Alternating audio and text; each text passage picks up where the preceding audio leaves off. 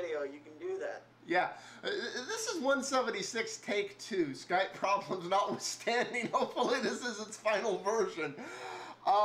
We're not going to go too much into Apple this week, but because we covered the iPhone and that stuff largely last week. But there have been some interesting developments.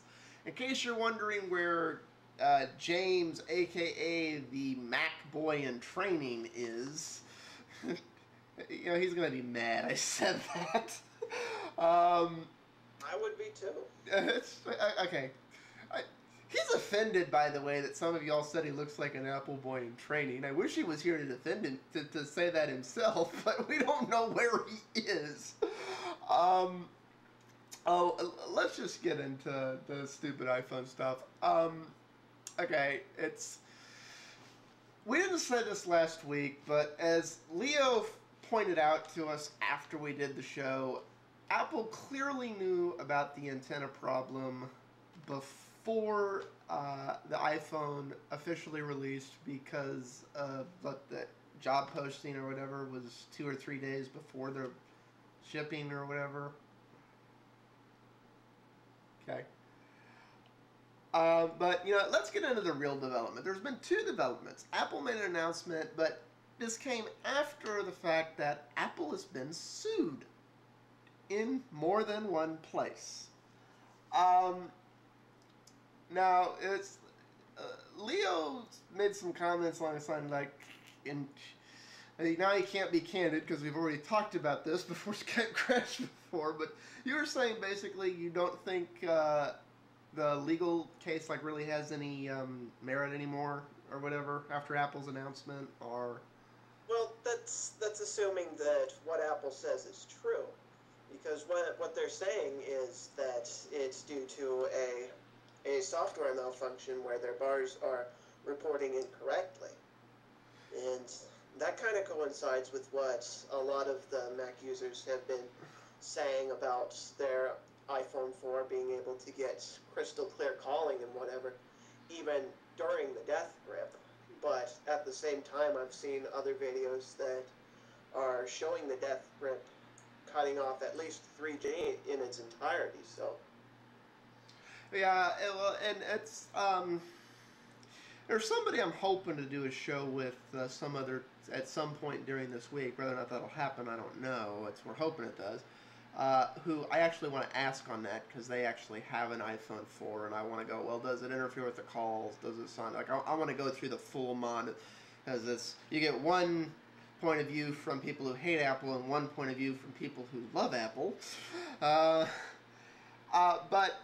the thing I find interesting about this quote-unquote cause, that it's purely software, which we know isn't the case, because if it was purely software,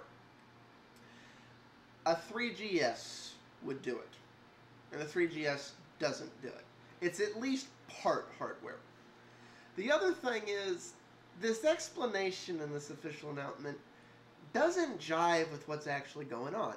You know, the quote-unquote excuse here is that the bars are artificially upwards of 2 bars stronger than the signal actually is. Which means when the death grip kills it, it's because you had a weak signal to begin with.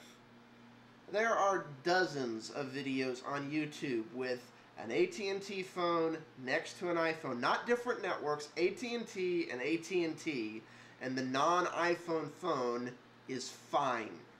It's the iPhone that's falling off into oblivion, and it's both of them show that the signal, while not perfect, is not weak enough that a 2-bar mark would be enough to drop it off into oblivion. The other thing that just doesn't jive here is, and I said this in the outside, and I apologize if other people have pointed this out first, but I haven't seen anyone point this out.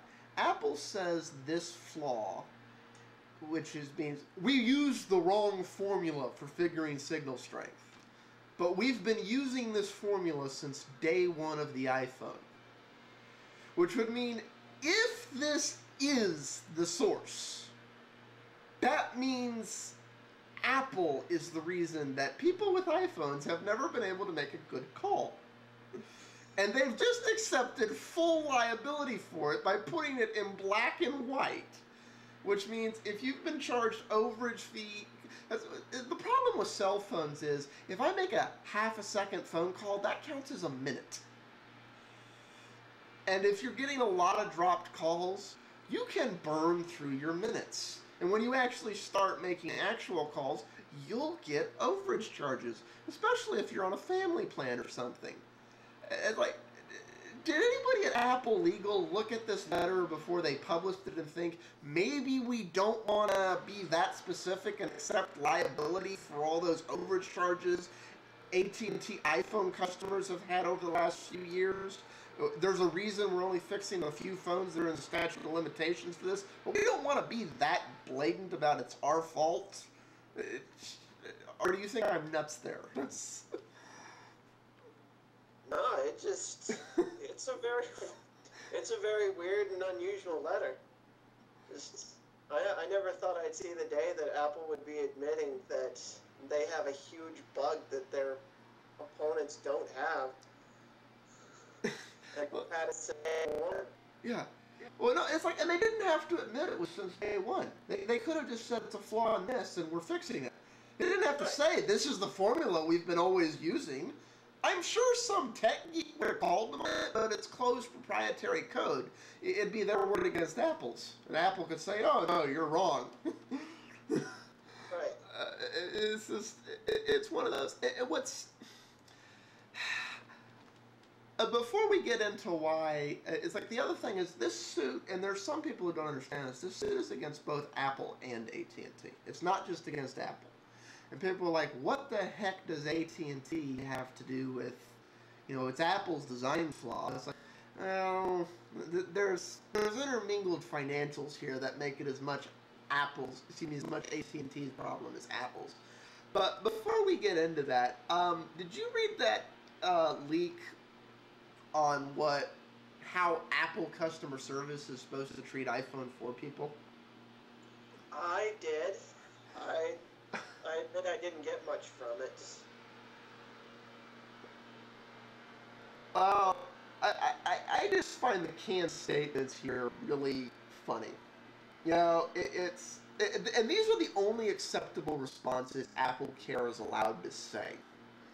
It's if people complain about the antenna, they're allowed to say either the iPhone's 4 wireless performance is the best we've ever shipped.